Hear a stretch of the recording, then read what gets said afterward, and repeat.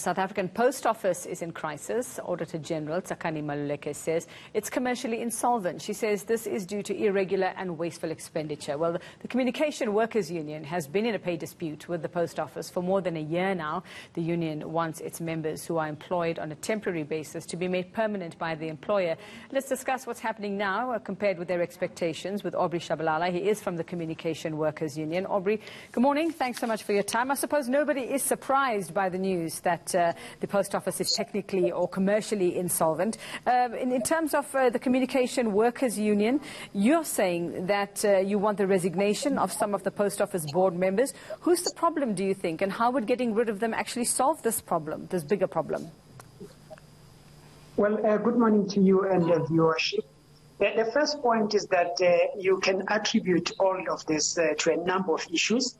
And indeed, this is not a surprise. I mean, Communication Workers Union, we have last year already written to the board demanding that there should be a forensic audit on finances of SAPO, which at some stage the board approved that, but it never happened. We further went on to say on the HR level, there should be some audit because the numbers that we get as workers of SAPO, that about 19,000, it doesn't tally with the business. That's why you find workers still working overtime. That's why you find that Post Office still, to this day, you find that they are still using the outsource of the agencies. This indication that the 19,000 is not there. But where do these salaries going to? But there's a number of issues.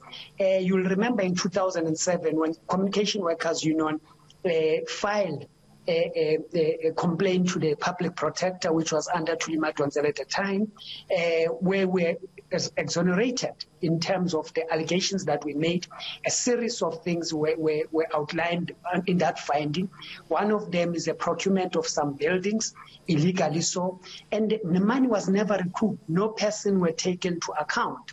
But going further is that at that time, the regulations in terms of ICASA, withdrawn what was the government grant given to the post office so that it can continue to do its work where it's supposed to give service to the poor at a minimum charge. It was withdrawn because post office consistently claimed that it made profit, which was fraudulent, which in actual fact it didn't make profit. But we can take that further. We have made calls of recalling the board members and so on and so forth.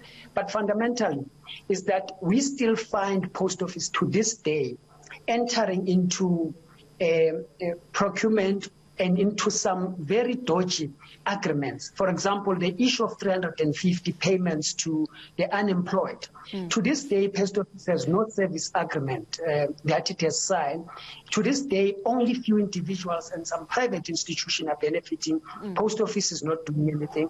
So our view as a union is that this issue of collapsing a post office can also not be isolated to post office alone, but it's a trend on all SOEs. All right, well, Aubrey, you're still locked in a dispute, or you were still in a dispute with the post office over salary increases, saying, you know, that you also wanted some casual workers to be given permanent positions. Based on this latest development or this latest finding there by the Auditor General, it seems highly unlikely that you're going to get anything out of this process. What do you do then? Probably we are correct in terms to say with the current state of affairs is unlikely.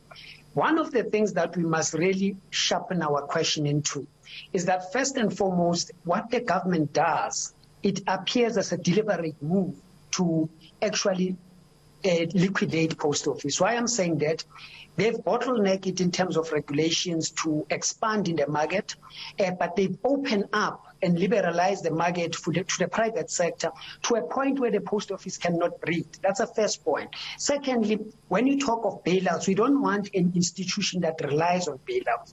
But we have said to the treasurer at the time, you cannot separate the post bank from the post office because the trend globally is that the post office works in three phases. It's a mail, it's courier, and its finances. Even the model that we are following now, which was applied by the Royal Mail in Britain, the Royal Mail have collapsed and they are reversing that decision. But we find this country following the process that is not practiced globally, which is a setback for the post office. We have a number of studies that we've made and submitted to the post office, to the board, amongst others. You look at the DHL, I have to quote it because it's a German post bank, which is making massive profit, not only in Germany, but globally. You want them. So this is something that has need a political will. Aubrey, we can look around the world and try to figure out what's worked and what hasn't worked and what might work here in South Africa. But the question is, like you say, whether it comes to bad decisions, whether it comes to corruption, the fruitless and wasteful expenditure, do we have the ability here in South Africa to run something like this successfully? Can we do it? And if I can ask you to be brief, please. I'll be brave. I think we can, but there's no political will. I want to expand and say that we've raised this in the COSATU Central Executive Committee. We're defeated. We're told that we should continue to vote for the ANC. But up until the ruling party really takes some sober decision in terms of running the country, we are going to collapse. All right. Communication Workers Union's Aubrey Tshabalala, thank you so much for that. And the post office, yes, the livelihoods of thousands of workers, they're hanging in the balance now. Well.